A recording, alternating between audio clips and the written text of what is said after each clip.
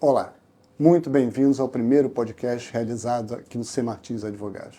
E, para tanto, escolhemos um assunto de suma importância para a sociedade.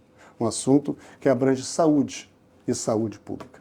Para tanto, também, eu, Carlos Sobral Pinto, não vou falar sobre ele, mas sim o nosso convidado de hoje, que é sócio aqui no escritório e que está na linha de frente de atuação.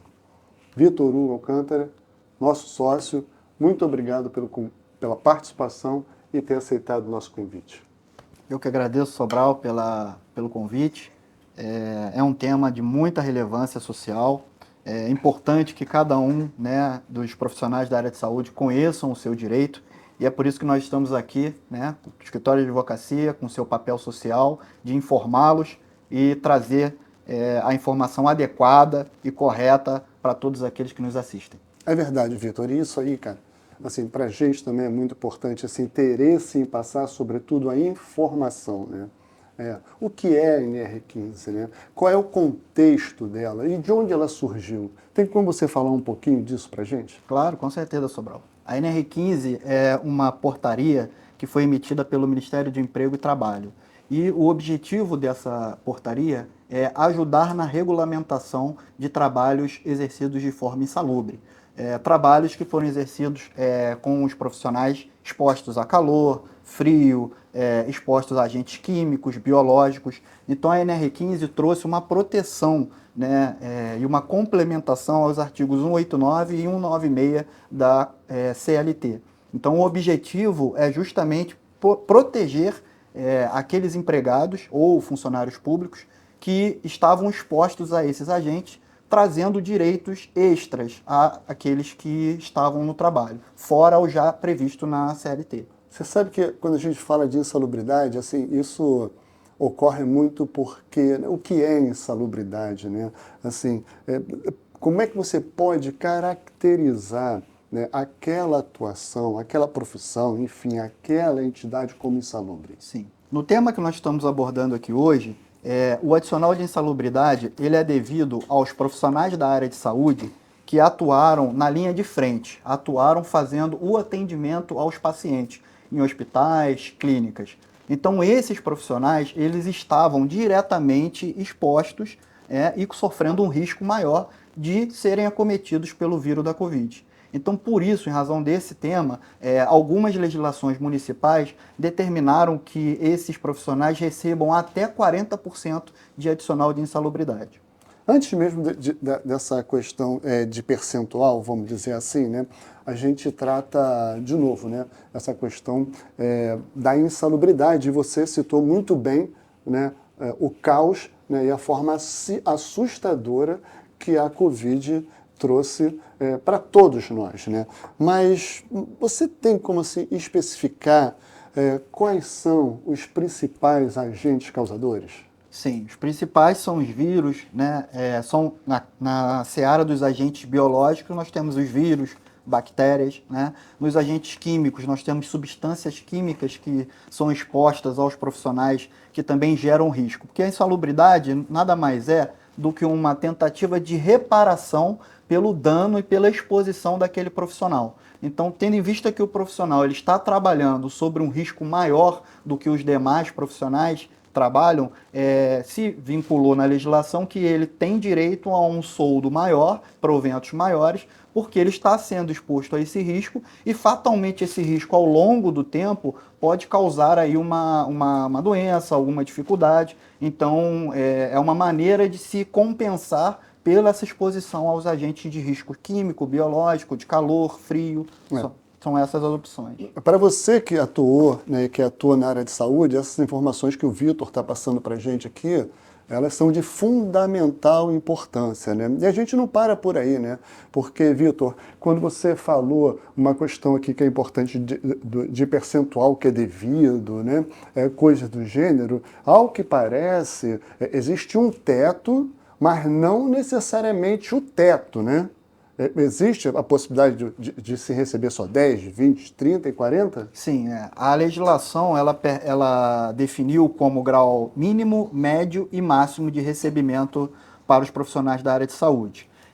As instituições costumam efetuar o pagamento dos proventos em grau mínimo ou médio, dificilmente no grau máximo, porque custa mais, né, e acaba deixando de efetuar esse pagamento para os profissionais. Então, o profissional que não recebe até o grau máximo, que seria esse grau, a qualificação geralmente é entre 10, 20 e 40. Existem algumas legislações municipais que habitam outros percentuais, mas em regra 10, 20 e 40. O profissional que esteve exposto ao vírus da Covid, atuando na linha de frente, ele pode sim verificar no seu contra-cheque, né, na sua ficha financeira, se ele recebeu esses 40% de adicional. Caso não tenha recebido, é possível que ele vá à justiça requerer essa diferença, ou os 40% não recebidos, ou a diferença até 40% do que ele não recebeu. Mas a gente está falando de percentual, mas eu ainda não entendi, né? E quero saber também de você se existe uma base de cálculo para recebimento para recebimento desses percentuais. Sim, existe. Geralmente, o estatuto do município do que o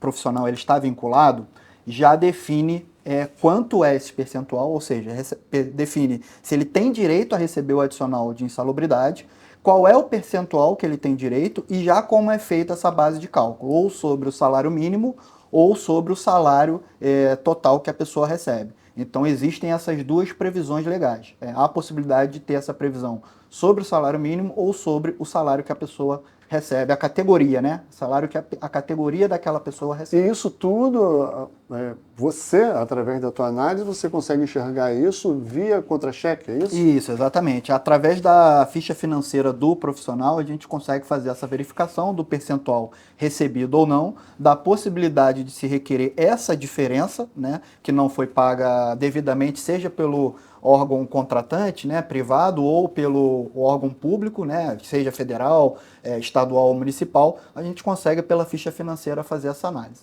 Você sabe que eu estava pensando uma coisa aqui, cara, que de novo a gente falando sobre esse terror, né, que foi a Covid-19, e que também já ficou entendido aqui que a insalubridade, nesse caso, né, que não está intimamente, né, unicamente ligada à Covid-19, né? Mas existe uma relação desse adicional de insalubridade direta com a Covid? Sim, existe. Justamente pela exposição que esses profissionais estiveram, né? Colocados, submetidos durante o período de Covid. O período de Covid, na maioria das legislações, se deu entre março de 2020 até maio de 2023. Então, se entendeu que durante todo esse período, em razão dos inúmeros casos, né, das superlotações nos hospitais, a gente recebe sem números de clientes aqui dizendo, né, que foram acometidos de Covid, que seus companheiros de trabalho também foram acometidos de Covid, alguns ficaram internados. Então, todos esses clientes que nós atendemos aqui dão esse testemunho, né, de que realmente o vírus da Covid nesse período se espalhou de forma muito grande, né, e que os equipamentos de proteção individual, eles não são suficientes para proteger. Inclusive, a gente já tem julgados nesse sentido, dizendo claramente, né, o Poder Judiciário entende que é devido o aumento desse adicional de salubridade e que o equipamento de proteção individual ele não foi suficiente para proteger aquele profissional da área de saúde. Então você quer dizer que existe uma garantia legal para esse recebimento, né? Sim. Principalmente, não, ou talvez unicamente, daqueles que estiveram completamente expostos, né, ao vírus, né, da Covid-19. Seria isso? Isso, exatamente. Algumas ações civis públicas foram apresentadas em juízo, né, perante o Poder Judiciário, requerendo a revisão desses adicionais pagos e a restituição dos valores pagos a menor. E essas ações civil públicas vieram a ter êxito, e justamente por isso a gente tem uma segurança jurídica, já um entendimento já consolidado pelo Poder Judiciário de que é devido a esse pagamento. Então, não sei se eu te faço uma pergunta para dar prosseguimento aqui, de forma positiva ou de forma negativa. O que eu quero dizer com isso? Existe alguma controvérsia?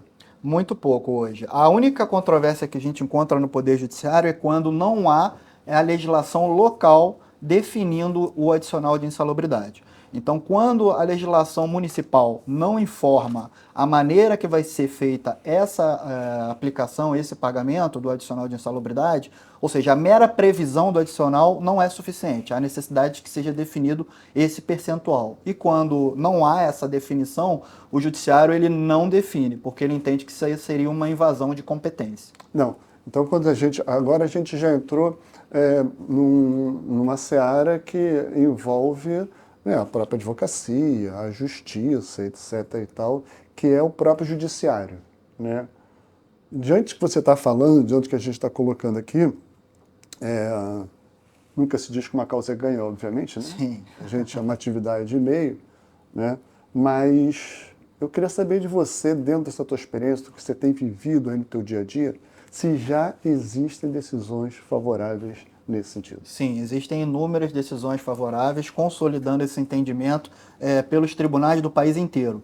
Então, nosso escritório ele atua no Brasil todo e nós temos clientes desse tema no Brasil todo e a gente pode afirmar com muita tranquilidade que pelo Brasil esse tema tem sido muito tranquilo nessa definição com relação ao direito dos profissionais da área de saúde. A gente está falando de decisões, né, individuais, né, mas a decisão da ação civil pública, ela tem uma aplicação imediata, no caso? Sim, ela tem uma aplicação imediata. Inclusive, nós utilizamos ela, como a gente chama de paradigma, né? Nós utilizamos essa decisão como referência para tutelar, né, e pedir o direito dos nossos clientes. Entendi. Mas é assim, como existem controvérsias e controvérsias, o fato por si só gera muita discussão, muito debate.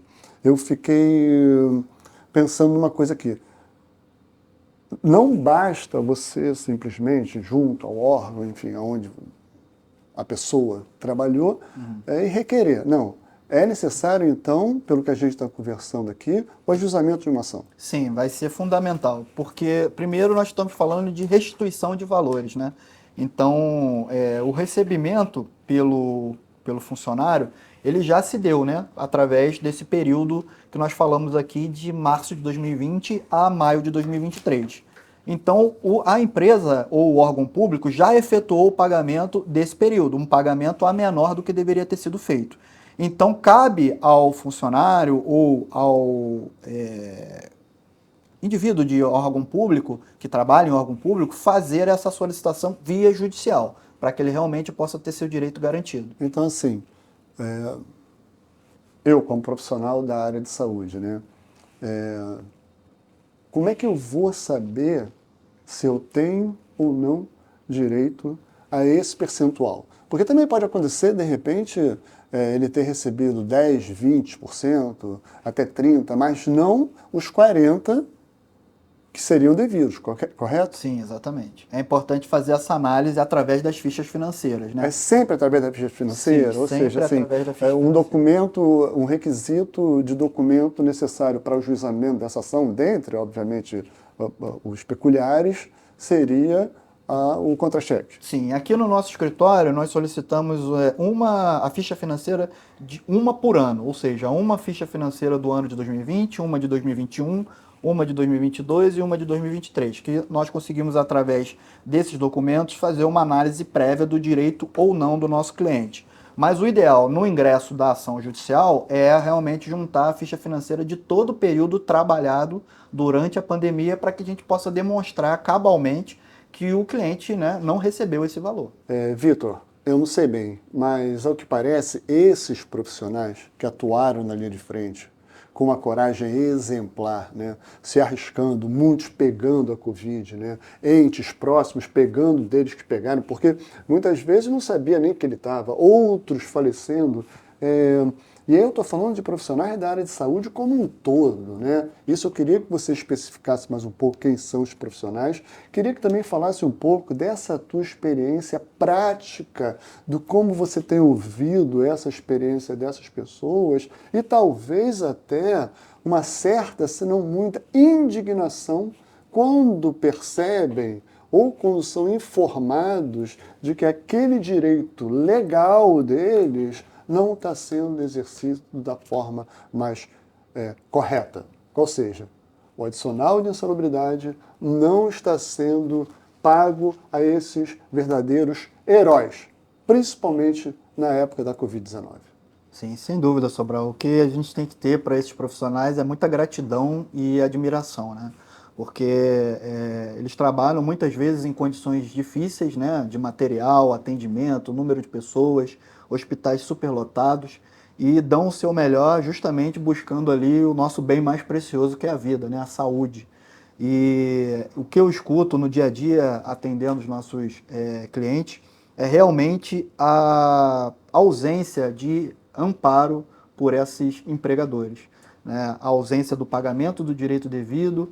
Muitas vezes, como você comentou, eles tratam sobre a ausência de amparo quando parentes passaram mal, ficaram doentes, quando eles tiveram que se ausentar pela Covid, né? A dificuldade que é para buscar o direito, né? Para ter o direito informado e buscar esse direito. E quando a gente consegue vencer uma ação judicial, a gente percebe a alegria deles de ter realmente um direito ali garantido, né? É muito gratificante quando a gente percebe por todo o Brasil, quando a justiça dá uma sentença lá, bate o martelo favoravelmente aos nossos clientes, e isso fica compensando, né, tudo aquilo que o cliente passou durante aquele período. Então, o que a gente tem hoje é muita gratidão e realmente buscar, até por isso também vim aqui participar, para informar a todos, né, profissionais da área de saúde, seja médico, seja técnico em enfermagem. Isso é importante, desculpa eu te interromper, mas Sim. acho isso muito importante, a gente especificar quem são esses profissionais da área de saúde. Exatamente, técnicos, técnicos de enfermagem, médicos, enfermeiros, todos aqueles que durante o período da pandemia trabalharam, né, ali na linha de frente, fazendo atendimento aos pacientes, né, nas UTIs, sala amarela, sala vermelha. Esses profissionais têm direito sim a receber. Tá. Vitor, mais uma vez eu quero te agradecer aqui, né, a tua presença, acho que foi fundamental, de grande importância, principalmente para todos nós porque todos nós passamos por tudo isso. Eu tive um caso muito próximo, né, de ter que ir ao hospital, de olhar para aqueles profissionais ali, ver o quanto eles se empenharam, o quanto eles se dedicaram, o quanto eles se arriscaram com muita coragem, efetivamente, para salvar vidas. E, no final das contas, não ter o seu direito exercido é uma coisa triste, mas que certamente pode ser resolvido.